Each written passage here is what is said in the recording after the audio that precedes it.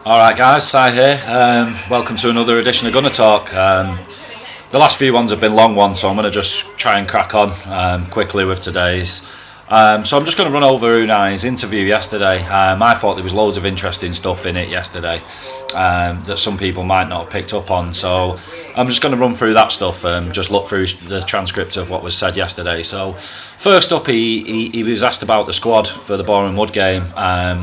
And in my opinion, what was said is that basically he's going to look to play the young lads that are in and around knocking about and get a better idea of what these lads are actually capable of doing on the pitch rather than just in training. So it seemed to me that he said we were going to get a good mix tomorrow of young lads and guys that haven't been involved in the World Cup at all. So that'll be really exciting to see how he sort of integrates the two together and give us an idea of how he'd look to go about that as well. So I think that's nothing but exciting.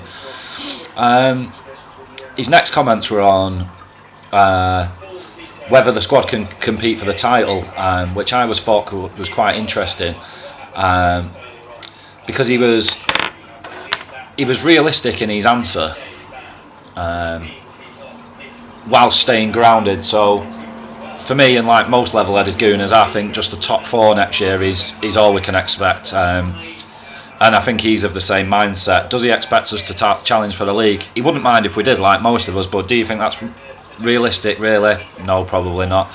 And I don't think it should be our goal for this season. I mean, if we end up the top by coincidence, then, you know, I'm not going to complain about it, but I think we should be being a bit more level-headed, and let's just see us just keep moving up in the project over the next few years. So I think that was a pretty sensible thing to say, and it doesn't give you lot. If it had come out yesterday and said, yeah, we're going to challenge City for the league, we're going to piss all over everybody, you're all going to lose the plot when it doesn't happen. So I was really happy about the way he approached that one, and saying that, you know,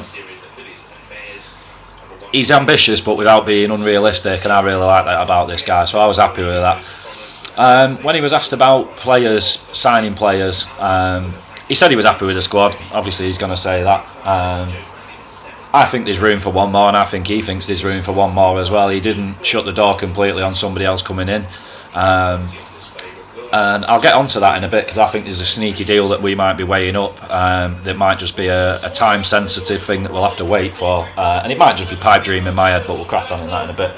But yeah, it's interesting, definitely. So then he was quizzed about a couple of other things.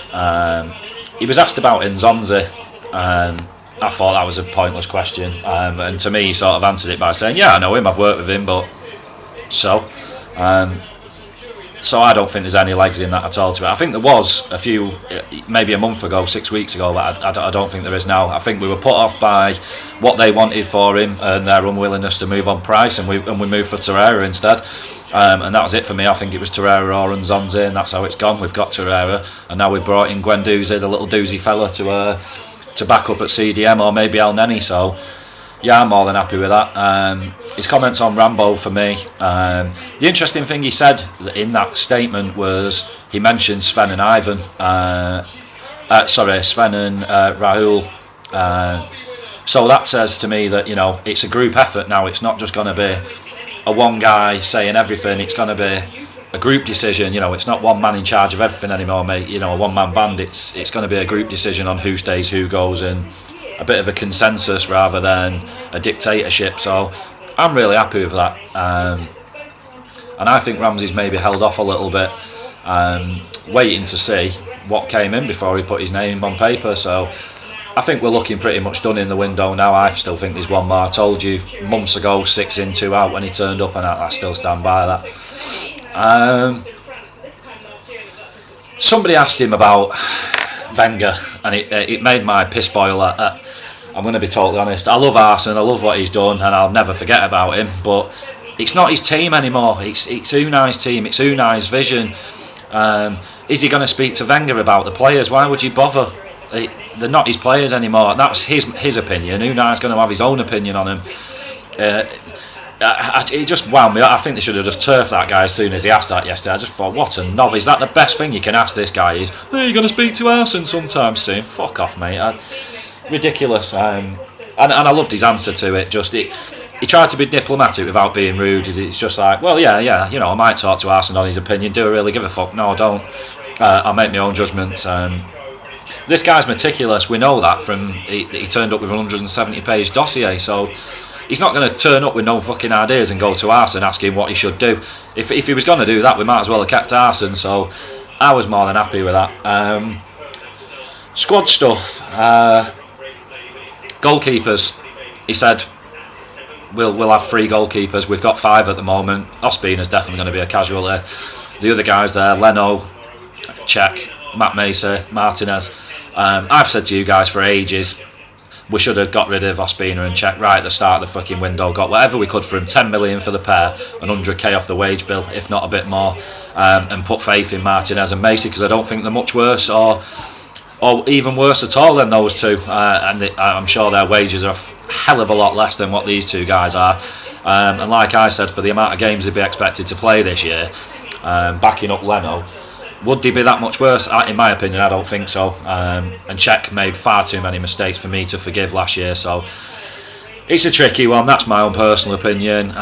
It was interesting, Unai didn't name his number 1. So it could be any of these guys. Maybe these guys, like a lot of the team, are just going to have to play and prove themselves, train hard, play hard, and that's what will get you in the team, not reputation. So I was really intrigued by that. The youth stuff he mentioned, he's happy to keep some of these lads. He wants to keep some of these lads in the squad. I think a lot of us want to see some of these lads come through. I've said it so many times, your Reeses, your Eddies. Jeff, I've been a big fan of, but he's not really cut it yet. And I want to see him at the club doing a bit. These lads, I would much rather see them get a chance than keep flogging a dead horse in Welbeck and Iwobi out wide. Iwobi, I think, deserves a chance down the middle, but if he's not going to get rid of him. It's pointless. He ain't a winger, and Danny's the same. He just doesn't fit our system. He's not good enough to wear the shirt. It winds me up every time he fucking wears it, and I'm blue in the face about moaning about this guy. Seems like a nice lad, runs a lot. Yeah, that's like me. If you pay me £100 a week, I'll be friendly, buy everyone an ice cream and run like a dickhead. So I just don't get that at all. And I think we could get good money for the pair of them and pump it into one player or another area and be better off as a squad. So I want to see these guys getting game time, and I like the fact that he said if they're not going to get game time, he's not just going to have them sitting around playing 2 or 3 games a year. He'll launch them out, and I think we'll pick good loan clubs this time round under these lads. I think they'll actually, rather than just take whatever offers are on the table, I think they'll actually specifically look for a club that'll help nurture our lads. So I like that about what he said. Captains, the 5 captain stuff. Obviously, you're not just going to have, it's like penalty takers. You're not just going to have one guy taking all your penalties. If he doesn't play, you're fucked. So obviously, and especially with our injury rate over the last few years, you're going to need more than one captain, because the ones we've had have hardly played. I don't believe Ramsey should be given it, to be honest. He's not one that for me personally. He mentioned Koscielny. He was the only name he mentioned. I'm not sure I'd have him as a captain. I think he's a big influence and an older head, but he's not going to play for 6 months, so I don't see any point in that. Lichtsteiner for me would be my obvious choice. I know he's only just turned up, but so's Unai, so why not give it someone who has just come in the door? This guy screams leader. You've seen it for Switzerland. So I'd have him as my obvious first choice captain. Socrates maybe. Xhaka, Rambo, I know who a lot of you fancy as captain, but I think that's more for a lot of you as a ploy to keep him at the club, which I don't buy at all. I think that'd be fucking dumb. So yeah, they're the 5 names I think he'd probably get handed around: Koscielny, Lichtsteiner, Rambo, Xhaka and Socrates. Aubameyang for me would be an interesting captain. Just from seeing the bits in training and seeing his social media and stuff, he's just a very charismatic guy that just loves life, and it's contagious. Other players feed off it, like the banter he was having with Eddie yesterday, and other young players. Like he took Dembele under his wing. I really like everything about this guy, and I just don't see how you can't love him. And I only see big things happening from him this year, and I'm praying that if we do go with the sort of front three, which is against my wishes, but a front three of Ozil in behind him and Laka, then that flourishes, that partnership.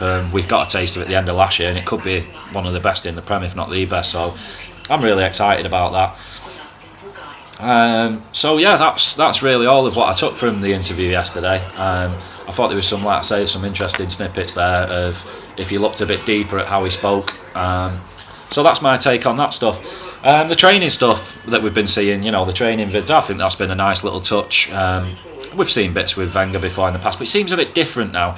I don't really want to keep mentioning Wenger, but I've told you guys in the past with my own personal knowledge that under Wenger it was his way and no way. And that's going to be different with Unai. I still think it's Unai's vision, but he'll be willing to take other opinions on board where I don't think Arsene was. So I can only see us benefiting from that. Baldy, I know a lot of you can't be doing with him and think he should have gone, but I think it's the right thing to keep him knocking about. Like he's built up a decent relationship with a lot of the players. He'll know him a lot better. He'll be a go-between for Unai, and he was a brilliant defender, and he was in part of that famous back line of ours. So I can only see good things, and seeing him getting involved and actually giving out orders rather than just handing out balls and segments of orange is welcome for me. And it's been nice to see Unai involved and his other coaches fully involved, playing with the lads. That's how you're going to get to know them, not standing on the sideline. Get involved, listen to what these lads are saying, watch closely how they're playing. From what I've seen in the training, it looks like we're working hard. It looks like the lads are smiling. It looks like they're actually enjoying it. Like the fans. It like I said just with the Aubameyang thing, it's contagious. The good feeling is knocking around at the club at the moment. So get involved in it. The lads all seem to be smiling. There seems to be great harmony in the squad at the moment. Doesn't seem to be any abrasive characters. And it obviously looks clear that we're doing high intensity training, which suits this pressing game, which everyone seems to think he's going to play, along with myself. So yeah, that's been a lovely nice little touch and insight into it. And that's everything I've got to say on the Arsenal front at the minute. The Boreham game tomorrow, I can't wait to watch that, and I'll be watching that definitely over the England third place playoff game. I'll fucking waste of time. But yeah, that's going to be really good, and like I said, I'm more intrigued. I don't really care if the likes of Oberlacher, Rambo play. I'd rather see these young kids play. But for me, what's most important is the tactics he's going to deploy and the formation he uses, because that's the real one where we can all stop guessing and putting up our chosen what we'd want to see next year in our fantasy 11s, and then we can actually go, right, bang, this is the formation the guy's going with, so this is the players I think would fit it, so it'll give us all a much better idea of what's going on. So yeah, nothing but happy times for me at the minute, and I really enjoyed watching him talk again. I say the guy's super meticulous, comes across really well. His English is brilliant, better than most of my mates and mine, to be honest. And I can't speak Spanish, so fair play to the guy. And anyone that tries to pull him on it is just a narrow-minded knob, in my opinion. You need to go and give your head a wobble. So that's all cool with me. Another couple of things I'm going to mention. People bite into rival fans, as I said to you guys yesterday. It's because we're relevant again. People can mock our transfer business all they want, but we're making the right moves. Like somebody pointed out, Grant going to United. If we'd have done that, fuck me, it'd be all over the papers for a month. So I don't look too much into that, and I'm not giving it any credence at all. I'm just concentrating on Arsenal. I don't give a fuck what anyone else is doing. I think other clubs have made good signings, so I'm not going to badmouth them, and I think a few have made some poor signings, but it's none of my business. I don't care. I'm not interested in other fan bases.